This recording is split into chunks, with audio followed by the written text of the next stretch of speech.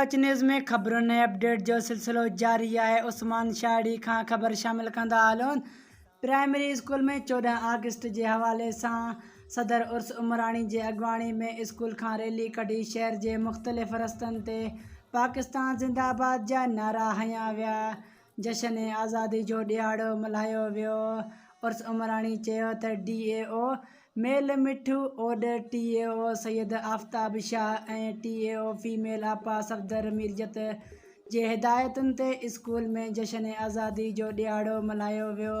Rally में उस्ताद अगवान उर्स उमरानी, हेड master Ghafoor Solangi, Sajjad हालो, अरशद मीरजत, यूनस बलोच, सजाद चानियो, शबीर हालो, मोहब्बत मीरजत, इस्म उमरानी पारां 14 अगस्त के हवाले से तकरीब कोठाई वई।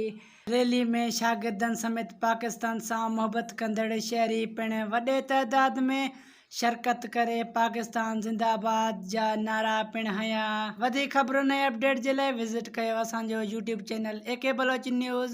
लाइक एंड सब्सक्राइब करण बिल्कुल न विसारींदा। पाकिस्तान पाकिस्तान पाकिस्तान मेरा इनाम पाकिस्तान।